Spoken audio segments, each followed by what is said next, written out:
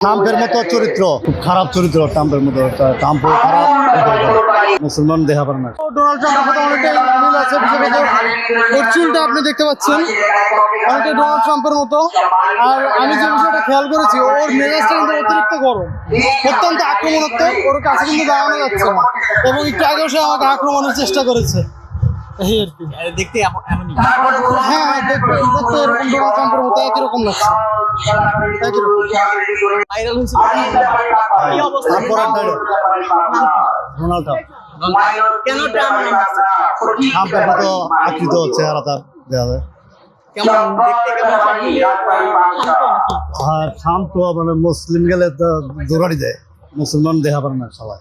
হুজুরে হ্যাঁ, কি কি খাবার? সবাই পুরা বসি ঘাস। ট্রাম্প নাম রাখলেন কেন?